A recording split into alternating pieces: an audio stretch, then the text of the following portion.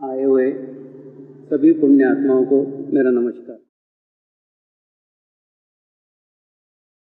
आज गुरु पूर्णिमा के महोत्सव के उपलक्ष्य में आज हम सभी एकत्र हुए हैं।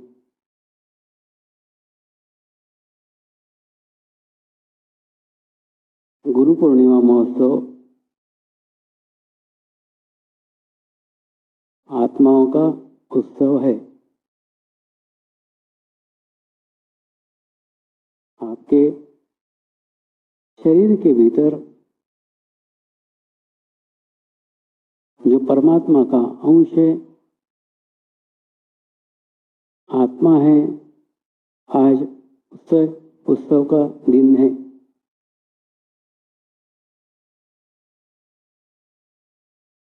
वो आत्मा आपका गुरु है। उसी गुरु का आज उत्सव है। आज हम उसी गुरु को याद करके उसका पूजन करते हैं। उसी गुरु को याद करके हम प्रार्थना करते हैं। उसी गुरु को याद करके हम अपनी कृतज्ञता व्यक्त करते हैं, जो साल भर उसने हमें एक सही मार्गदर्शन दिया है, एक सही रास्ता बताया है।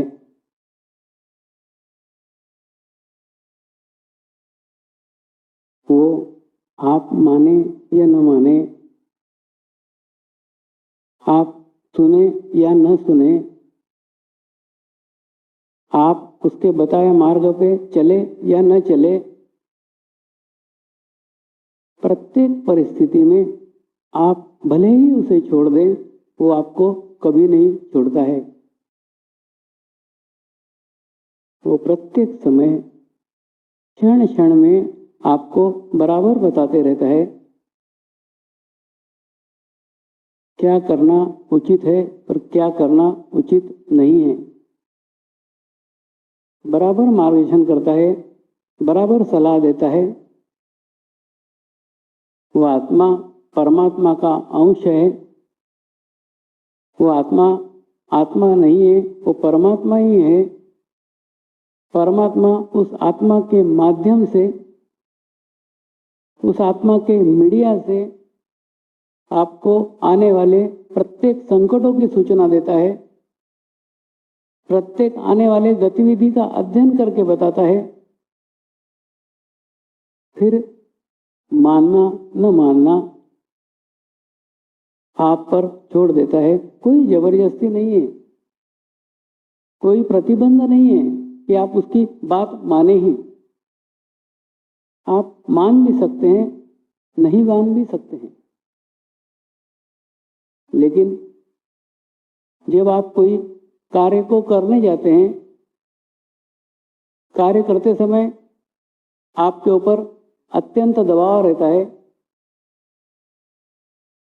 अपने रिश्तेदारों का दबाव रहता है, अपने मित्रों का दबाव रहता है। उन दबाव के कारण आप उस कार्य को करने के लिए तैयार हो जाते हैं। लेकिन उस समय भीतर से बैठा हुआ परमात्मा, भीतर से बैठा हुआ आत्मा अपना कर्तव्य बराबर करता है। आपके कार्य के परिणाम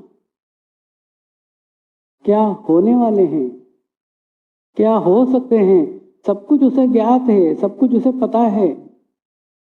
और पता होने के बाद में वो एक साक्षी भाव रखकर आपको सलाह देता है, आपको मार्गदर्शन करता है, और ये अपेक्षा भी नहीं करता कि आप उसकी बात माने ही।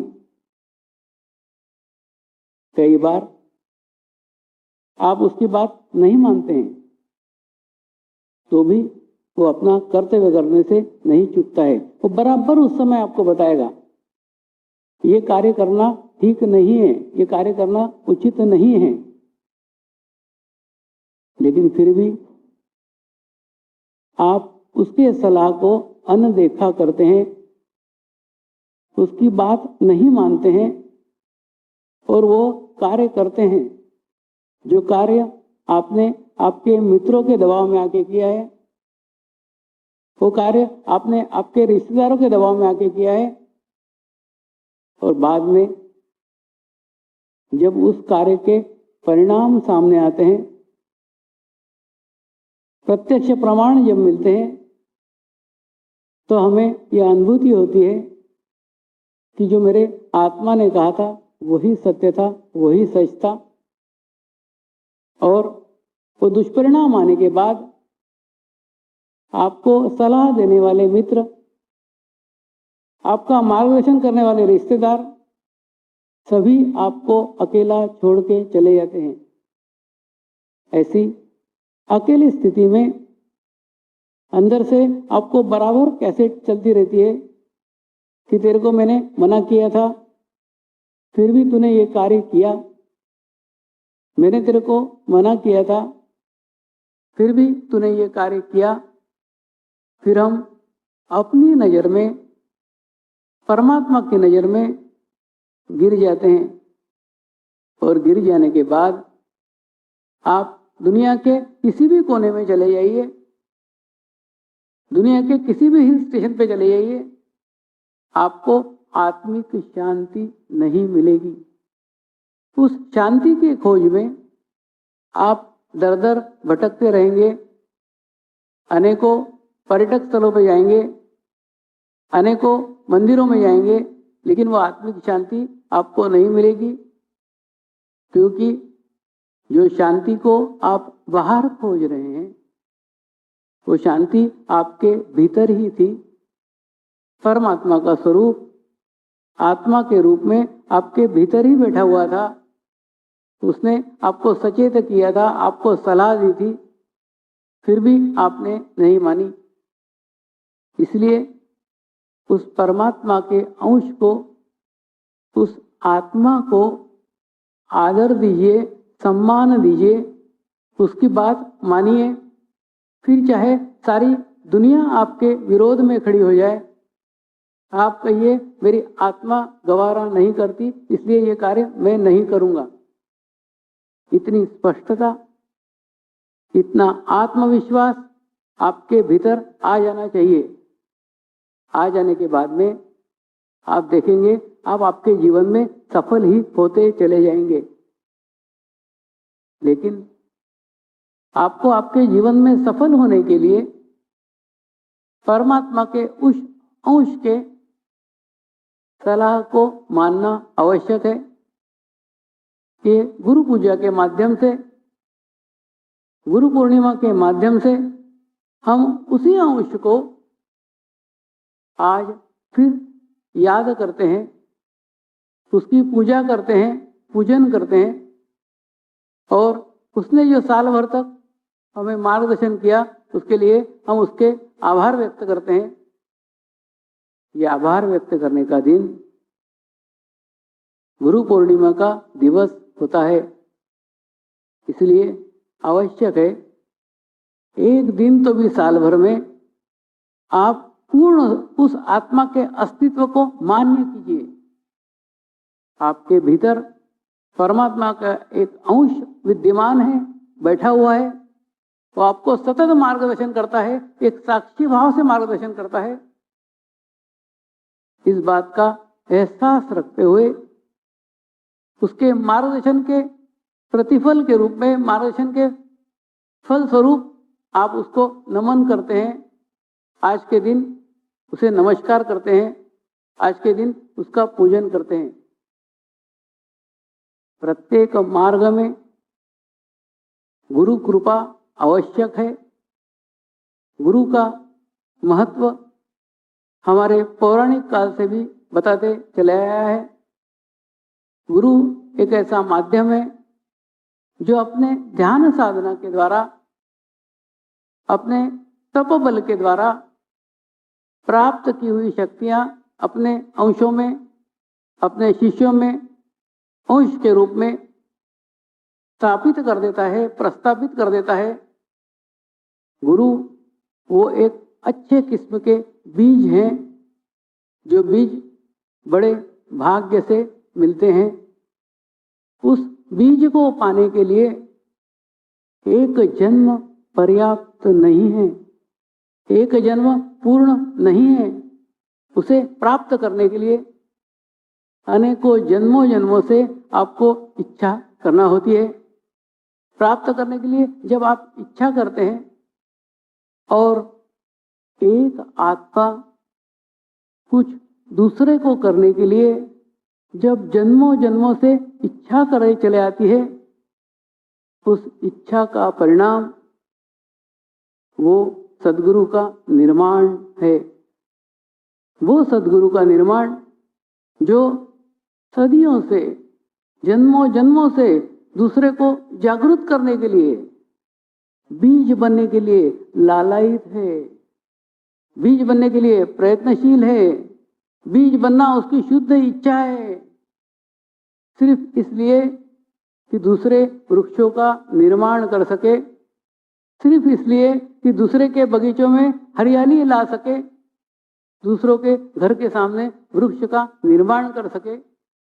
इसी शुद्ध इच्छा के कारण जो सालों तक एक ही इच्छा रख के चलते हैं कि मैं एक बीज का निर्माण करूं, एक ऐसा बीज बनूं जिससे एक वृक्ष का निर्माण हो जाए।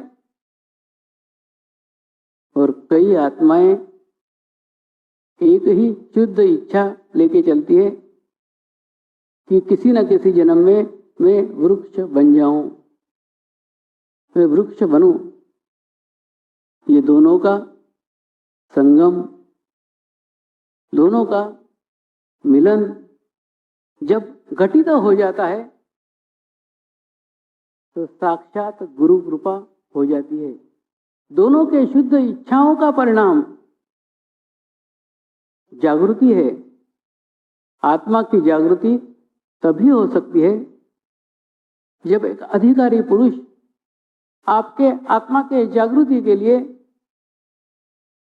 अपने शुद्ध इच्छा को प्रकट करे, अपने अंश को अंशदान करे, तभी वो इच्छा से आपकी शुद्ध इच्छा जागृत हो जाती है।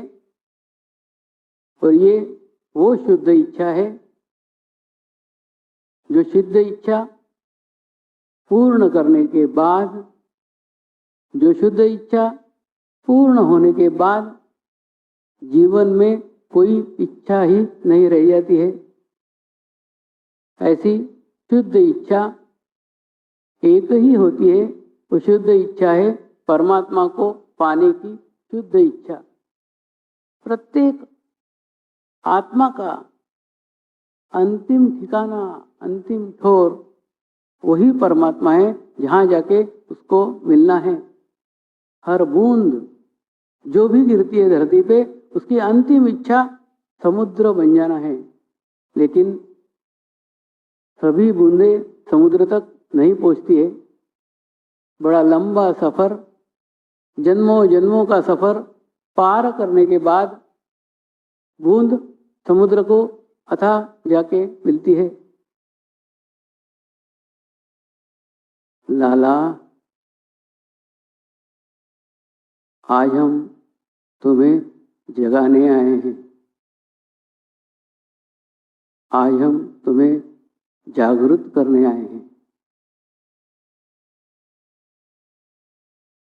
जो जन्मों जन्मों की शुद्ध इच्छा लेके आपने जो जन्म लिया है, प्रत्येक जन्म में आत्मा की उत्क्रांति की है। प्रत्येक जन्म में एक इच्छा की है उस सद्गुरु के सानिध्य की, उस सद्गुरु के साथ की, उस सद्गुरु के साथ जीने की। इसी शुद्ध इच्छा के कारण, इसी शुद्ध इच्छा को पूर्ण करने के लिए आपका जन्म इस बार हुआ है।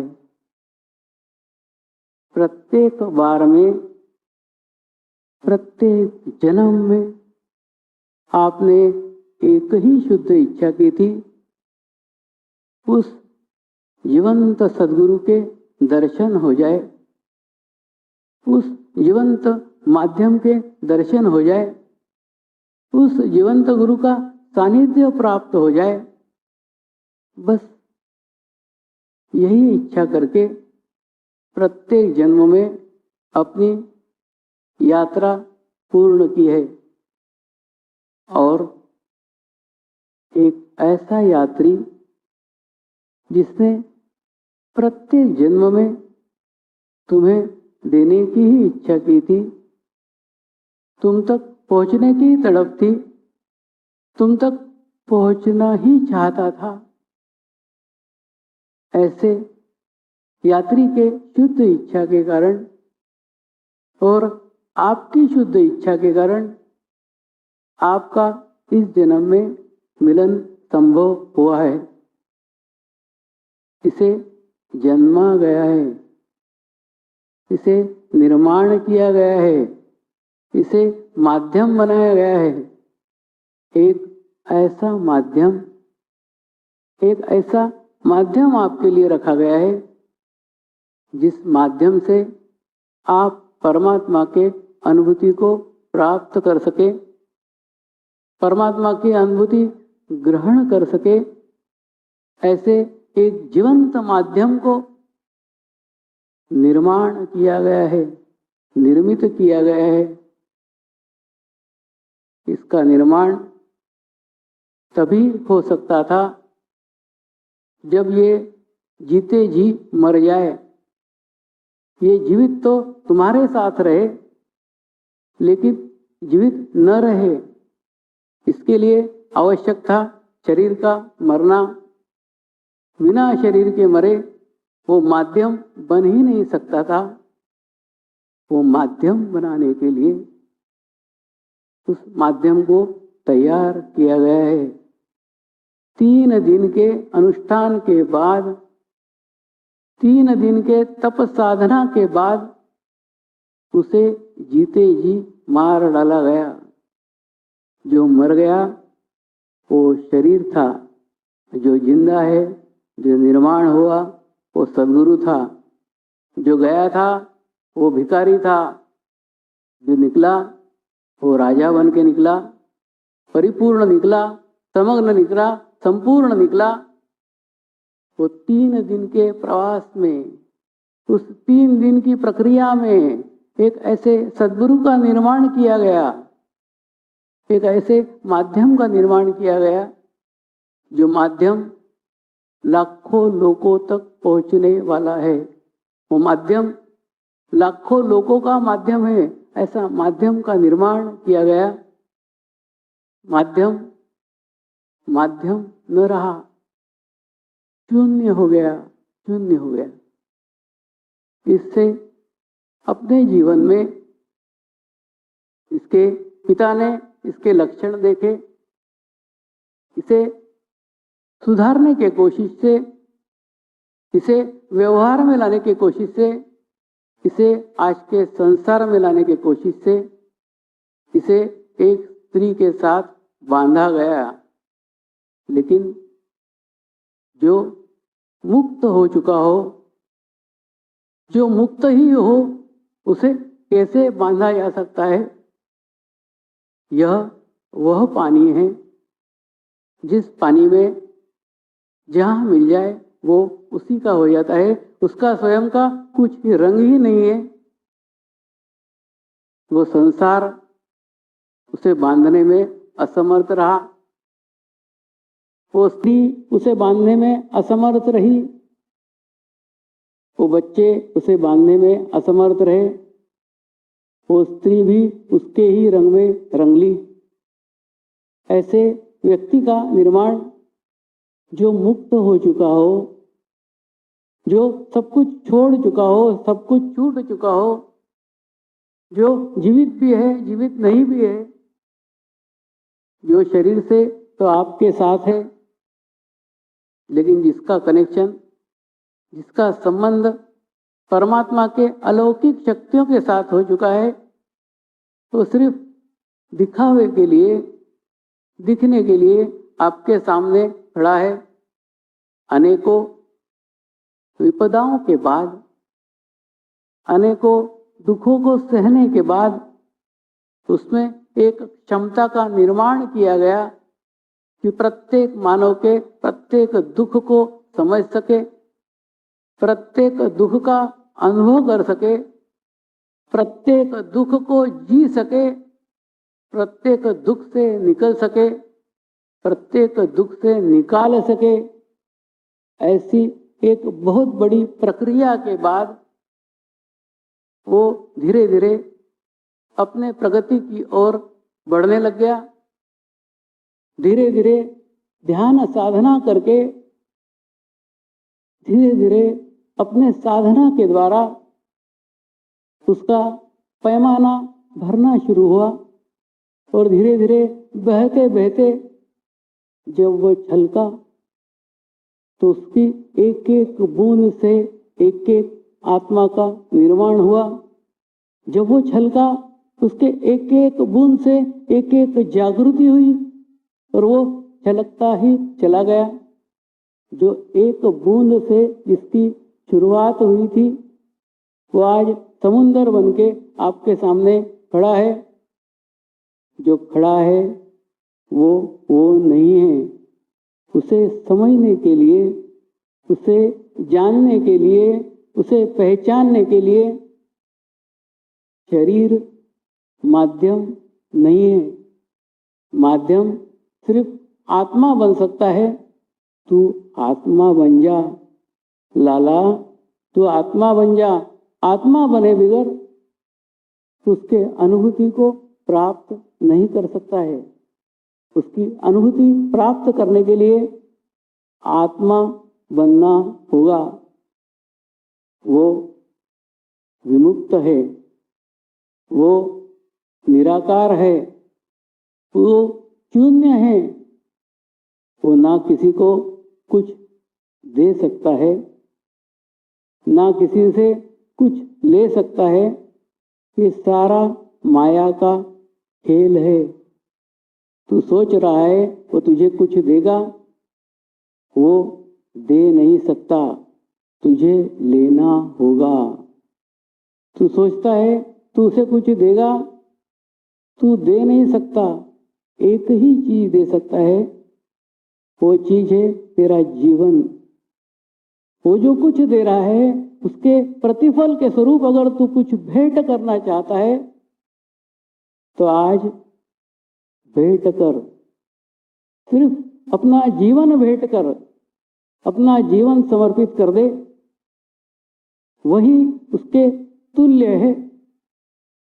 बाकी कुछ चीजें उसे खरीद नहीं सकती है, बाकी कोई चीज उसका मूल्य दे नहीं सकती है। बस एक ही मूल्य है, अपना जीवन समर्पित कर दे। जीवन समर्पित कर दे यानी जीवन समर्पित कर दे यानी एक शून्य हो जा, एक साक्षी हो जा। जो कुछ परिस्थितियां आती है उसे एक साक्षी भाव से कबूल कर। जो समर्पित कर दिया है, जो तेरा रहा ही नहीं है, तो फिर दुख तेरा कहाँ रह गया, समस्या तेरी कहाँ रह गई, शरीर तेरा कहाँ रह गया, बीमारी तेरी कहाँ रह गई। कुछ तेरा है ही नहीं। तेरा जो कुछ है आज छोड़ जा, समर्पित हो जा, समर्पित कर दे। बस इसी कीमत के ऊपर सौदा हो सकता है, अन्यथा नहीं। बाकी तू कुछ जो कुछ कर रहा है तो तू तेरे इच्छा के लिए कर रहा है। तू जो कुछ कर रहा है उसे बांधा नहीं जा सकता है। वो विमुक्त है, वो निराकार है, उसे पकड़ा नहीं जा सकता, वो दे नहीं सकता। तुझे लेना होगा। उस लेने की क्षमता तू तेरे भीतर निर्माण कर दे।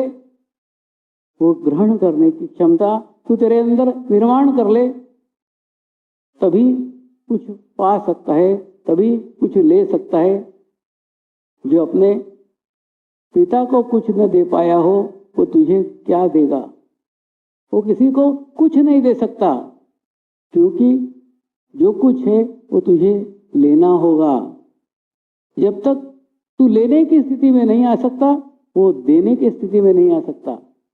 तेरी लेने की स्थिति उसके देने की स्थिति का निर्माण करेगी, क्योंकि तेरी ही शुद्ध इच्छा के कारण उसका निर्माण किया गया है। वो एक माध्यम मात्र है। उस माध्यम को पहचान और उस माध्यम से जो प्राप्त करना चाहता है वो परमात्मा का चैतन्य है, परमात्मा का वाइब्रेशन से। उस चैतन्य को जान, उस चैतन्य को पहचान और सारा चित्त, समग्र चित्त वहीं पे तीर कर दे। सोच, तेरे बुद्धि से सोच, जिसको 3 बार नमस्कार करने मात्र से आदि शक्ति कुंडलिनी जाग जाती है, जागृत हो जाती है। वो शरीर मानव का शरीर नहीं हो सकता। एक मानव का शरीर, एक मानव का नाम ये कार्य घटित नहीं कर सकता। ये एक शक्ति है, परमात्मा की शक्ति है। वो शक्ति ही ये सब कुछ कार्य करा रही है। माध्यम शरीर है, लेकिन उस शरीर से परे हो जा, उस माध्यम से परे हो जा और अपना नाता, अपना रिश्ता, अपना समर्पण उस शक्ति के प्रति कर दे, जो शक्ति का नाम लेने मात्र से माँ भगवती कुंडलिनी साक्षात जाग जाती है, जागृत हो जाती है। जगाने वाला अधिकारी पुरुष है कि वो जानती है। तू भी जान जा, तू भी पहचान जा, जो बार बार इच्छा के कारण, बार बार की तेरी तमन्नाओं के कारण, उसी शुद्ध इच्छाओं के कारण तेरे को आज सानिध्य प्राप्त हुआ है। उस सानिध्य को पहचान, उस सानिध्य को जान, उस सानिध्य को अपने अंदर आत्मसात कर ले। बस समर्पित हो जा, बस समर्पित हो जा, बस समर्पित हो जा, क्योंकि यही एक माध्यम है जो समर्पित हो जाने के बाद समग्र ग्रहण कर सकता है, संपूर्ण ग्रहण कर सकता है, संपूर्ण ले सकता है। आज गुरु पूर्णिमा के अवसर पर अनेकों आत्माएं बाहर लालायित खड़ी है, जो एक ही मांग रही है, सिर्फ मोक्ष मांग रही है और कुछ नहीं मांगती। जो सत्य मांग रहे हैं, जो सच मांग रहे हैं, वो हॉल के बाहर खड़े हैं। जो शाश्वत नहीं है, सत्य नहीं है, वो चीजें मांग रहे हैं, वो इस हॉल के अंदर बैठे हैं। कैसा विरोधाभास है। जान जा, पहचान जा। वो आत्माएं पहचान गई है, सिर्फ वो मोक्ष मांगती है, मुक्ति मांगती है। वो जानती है इसकी एक छोटी सी प्रार्थना ही, इसकी एक छोटी सी इच्छा ही उन्हें मोक्ष प्रदान कर सकती है। यह जानते हुए वो बाहर खड़े हुए हैं, बाहर राह देख रहे हैं। और तू भीतर रह के भी, तू पास रह के भी अगर नहीं जान पाया है तो ये गलती तेरी है। जान जा, अपने को पहचान जा, कहाँ बैठा है, कहाँ मांग रहा है, कहाँ मांगना चाहिए, क्या मांगना चाहिए। इस सब कुछ बात को पहचान के, इस सब कुछ बात को जान करके आज मांग, आज वो इच्छा मांग जो इच्छा मांगने के बाद तेरे जीवन में कोई इच्छा ही न रह जाए, जिस इच्छा के लिए तूने जन्मों जन्मों तक भटका है, तू जन्मों जन्मों तक तड़फा है, वो शुद्ध इच्छा आज प्रकट कर दे, आज मांग ले। वो इच्छा पूर्ण होने के बाद तेरे जीवन में कोई इच्छा ही नहीं रह जाती है। ये इस माध्यम का अंतिम जन्म है, क्योंकि उसे देने की जो इच्छा बार बार की थी, वो इच्छा इस जन्म में पूर्ण हो गई है। अब आगे का रास्ता तुझे अकेला ही तय करना है। तो हो सकता है तुझे आगे अंधेरा ही अंधेरा नजर आए, जब आज उजाला है, जब आज प्रकाश है, जब आज सद्गुरु का सानिध्य है, तब अगर नहीं जागा तो जन्मों जन्मों तक जाग नहीं पाएगा। इसीलिए ये तेरा भी अंतिम जन्म होना चाहिए। जाग जा लाला, जाग जा, जाग जा, जाग जा।